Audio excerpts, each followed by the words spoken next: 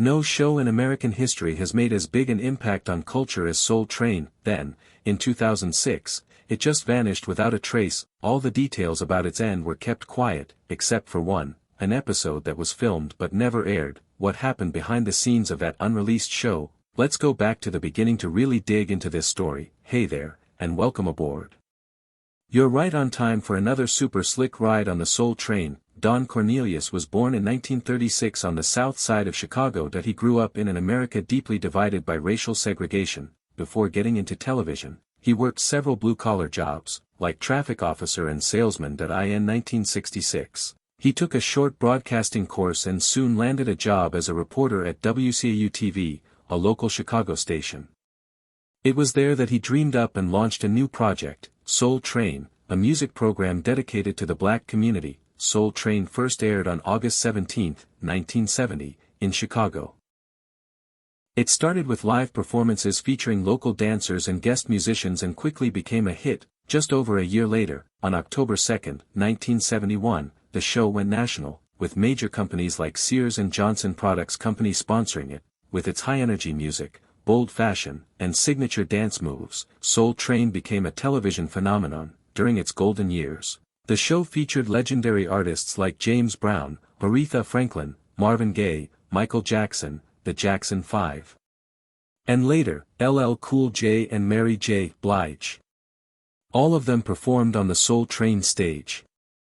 It wasn't just a platform for singers, it launched the careers of dancers like Rosie Perez, Jody Watley, Clinton Gent, and Jeffrey Daniel, who would later join the group Shalimar and even teach Michael Jackson the moonwalk. One of the program's most iconic segments was the Soul Train line, a dance showcase where two rows of people faced each other, taking turns stepping into the center aisle to perform their own signature moves. It was more than just entertainment, it was a space for self-expression, fashion, culture, and personal identity. For viewers, it became a weekly cultural ritual. For participants, it was a chance that could change their lives. Don Cornelius was more than just a host, he was the executive producer, editor, and the creative force behind the show's entire identity. His calm, refined, and serious demeanor gave Soul Train a unique character unlike any other music program of its time. Cornelius delivered not only a stage but a vision. Television shouldn't be a privilege of any one group but a space where all cultures are represented truthfully and positively.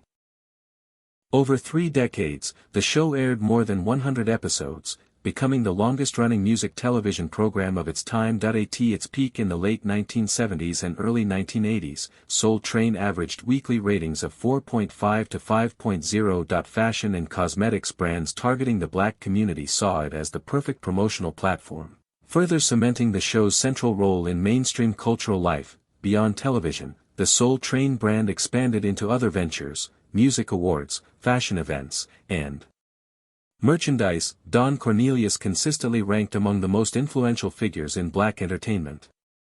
In 1971, Life magazine even named him one of the 100 most important Americans. But when a show becomes a cultural icon, it also faces challenges behind the spotlight. In Soul Train's case, the shifting tides of the era were something even its founder had to confront. In the next chapter, Soul Train would face a whirlwind that signaled the arrival of a looming crisis, the rift behind the scenes. Don Cornelius had a reputation for being a strict operator. He didn't just control the content that aired, he also intervened in the appearance, costumes, and even the choreography of the dancers. Rosie Perez, who danced on the program for several seasons, recalled that Cornelius didn't tolerate suggestive moves or anything that deviated from his approved aesthetic. She was once asked to change her performance style for allegedly distorting the show's artistic direction. Additionally, many dancers who performed on Soul Train revealed that they never received any compensation. Appearing on national television was seen as a life-changing opportunity rather than a formal job with contractual pay. Some later expressed feeling exploited, as the show tapped into their creativity and youth without offering equivalent benefits. The biggest conflict came from a domain that seemed unavoidable: music. As hip-hop began to rise as a dominant trend in the late 1980s, Cornelius showed a notably conservative stance that he believed the genre portrayed too many negative aspects of the black community, from language to violent imagery. In a 1992 interview, he stated bluntly, "I don't want my show to be overtaken by sounds that I don't believe represent anything positive." This opinion immediately sparked divided reactions. Many artists and music producers argued that Cornelius had fallen behind the times. New shows like Yo!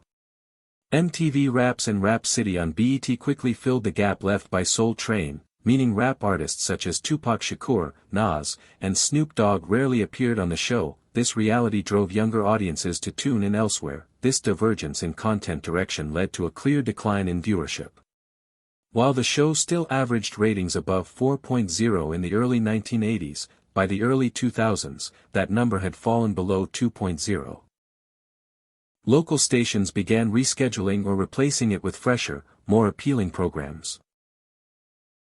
In 1993, Don Cornelius officially stepped down as host, ending 23 years of consistent on-camera presence. The role was then passed on to new faces like Maestro Clark, Shamar Moore, and Dorian Gregory. While each brought their own energy, none could replicate the calm presence and symbolic authority that Cornelius had embodied. Attempts to revitalize the show by changing hosts, redesigning the stage, and inviting more hip-hop artists were largely seen as temporary fixes. The outdated content foundation, combined with patchy reforms, made it difficult for Soul Train to maintain its competitive appeal. Between 2003 and 2006, the number of episodes produced per season was cut back, and the production team underwent significant changes. The show's internal structure was no longer stable, some longtime editors resigned, and technical staff moved on to other projects. Mounting production costs and outdated content raised questions among investors about the show's viability. As for Cornelius, he gradually disappeared from public events, almost completely ceasing all public commentary. What was once a source of pride now seemed confined to memory. Soul Train continued to air weekly, but it was no longer a cultural cornerstone. Younger artists sought out other stages. New dancers didn't stay long. The program entered a state of stagnation. Then, in 2006, during a period when the show had clearly lost its direction, an unusual taping session took place. No one ever disclosed what happened backstage, but from that point forward, Soul Train never returned. In March 2006, Soul Train entered what was supposed to be a routine taping session in Los Angeles. On paper, it was just another episode in the show's final season, but according to numerous accounts from those present that day, the atmosphere on set was unstable from the start. The production crew had been reshuffled at the last minute, the guest list was disorganized, and there were signs of a lack of direction from senior executives. Some sources claimed that Don Cornelius was backstage, even though he no longer held an active production role. Longtime staff members said he openly showed disappointment with the program's current trajectory. The episode was scheduled to feature a rising hip-hop artist. However, the event began nearly an hour late due to disputes between the artist's representatives and the logistics team. A former editorial staff member revealed that the performance crossed visual boundaries traditionally upheld by Soul Train. It included provocative visual elements, choreography, and costumes that were deemed incompatible with the show's original vision. The controversy escalated when Cornelius reportedly called for a halt to the entire editing process and convened an emergency meeting with the program's distribution partners. One of the major distributors, Tribune Entertainment, withdrew shortly afterward. This withdrawal left Soul Train without a sufficient network to continue national television broadcasts. According to internal data, within 3 weeks of the taping, more than 40% of local affiliates had stopped airing the show. No formal announcement was made, but industry insiders understood this was effectively the final episode. The official website stopped updating, television networks replaced the show's time slot with other programs, and the production schedule was indefinitely cancelled. Not long after, several media reports began referencing the buried episode as the primary reason behind the show's end. Although it never officially aired, footage from that day's taping remained in the possession of several former staffers. Fan pages on social media discussed the incident and referred to it as a cursed performance. The controversial episode did more than disrupt a single taping. It marked the silent end of one of the most iconic television programs in American history, but every ending leaves a trace, and for Soul Train, the consequences of that fateful moment went beyond going off the air. It became a fracture in the very legacy Don Cornelius had worked so hard to build. Right after Soul Train went off the air, the media fell silent. Don Cornelius, the man synonymous with the brand since day one, declined all interview requests following the incident. In a brief appearance on a local radio station in 2007, he simply said, "I think it went far enough." From that point on, he almost completely withdrew from public life. Many believed he felt betrayed by the very system he once controlled when new hands steered the show in a direction he no longer recognized. While the public remained confused, a few former dancers and guest performers began sharing personal reflections. Rosie Perez called the show's sudden end an unnamed sadness. Dorian Gregory, the host during its final stretch, admitted that no one on the team had received clear communication. Many only realized the show was over when the internal taping schedule disappeared from the system. Independent media began digging deeper, publishing a series of analyses on the program's collapse. A 2008 article in Vibe magazine stated, "Soul Train wasn't cancelled because of ratings, it was cancelled because trust within fell apart." The Soul Train Awards, which had run annually since 1987, continued but were separated from the original program's brand. Though the awards were created by Don Cornelius, control was fully handed over to BET in 2009. Subsequent ceremonies adopted a more modern tone and rarely referenced the show's golden years. This only deepened the sense of loss among longtime viewers, as if a cornerstone of pop culture had been erased without explanation. Meanwhile, digital platforms began to revive the archives of Soul Train. Old VHS recordings and performance clips from the 1970s and 1980s were uploaded to YouTube, garnering millions of views.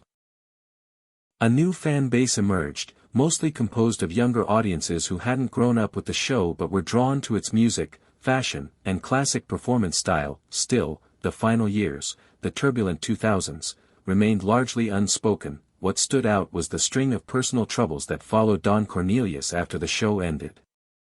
In 2008, he was arrested on charges of domestic violence, though he was not sentenced to jail. In 2012, Cornelius died by suicide at his Los Angeles home, leaving behind numerous unanswered questions. The Los Angeles Times, in a memorial piece, wrote, "Though he was a trailblazer, Cornelius exited the main stage in the quietest way possible." After his passing, television historians began re-evaluating the entire journey of Soul Train. Some referred to it as a fragmented legacy, others believed the show had fulfilled its historical role and its quiet ending was simply the natural course of decline. But what remained undeniable was that the 2006 broadcast shutdown was still shrouded in unresolved mysteries. Observers called it the Soul Train curse, a phrase more symbolic than literal, but when looking at the fates of those who had long been part of the show, from dancers to its founder, the sense of an uneasy ending feels real. The emotional toll, more than the financial loss, was what many former staff members still carried heavily to this day.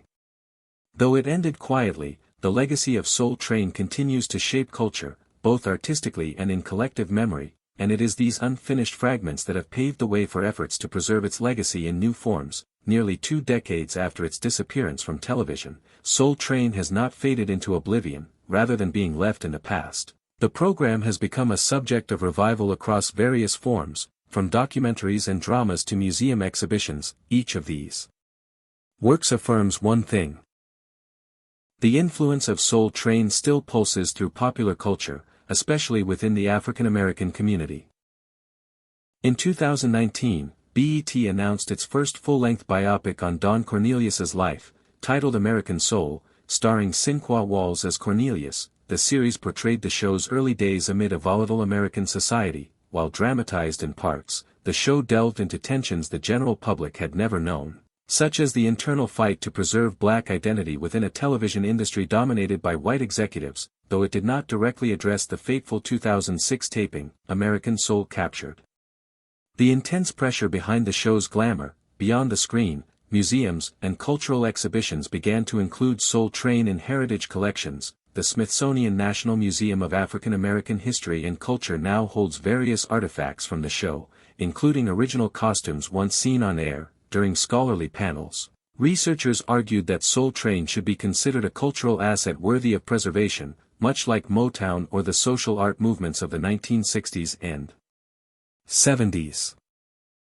Meanwhile, YouTube became a hub for collective memory. Thousands of performance videos, behind-the-scenes clips, and interview footage were reconstructed, some from personal archives, others from local television stations that once aired the show. Audiences born after 2000, those who never experienced the show firsthand, have become a new generation of revivalists. They mimic the choreography, recreate the fashion, and even host themed parties inspired by the Soul Train line. On social media, the hashtag Soul Train Challenge went viral in 2021. Young artists like Lizzo, Anderson.Pac, and her took part, posting videos dancing in the show's classic style. Some groups even held costume competitions themed around the 1970s to honor the show. Once overlooked, Soul Train has been re-recognized as an endless source of inspiration, not only for artists but for general audiences as well. From a historical standpoint, many scholars are now calling for a full restoration of the series from 1971 to 2006. A number of tapes, especially from the early years, have been digitally remastered and made available on streaming platforms, but the final seasons remain largely untouched. The last episode, taped in 2006, though never destroyed, has still never been released to the public. Many believe it will never be officially published due to legal and content sensitivities. The legacy Don Cornelius left behind is no longer measured by the number of episodes aired, but by how the show defined a concept, a music program not just for entertainment, but as a cultural declaration. Soul Train was the first place where Black Americans saw themselves on national TV, in their clothes, their dances, their music.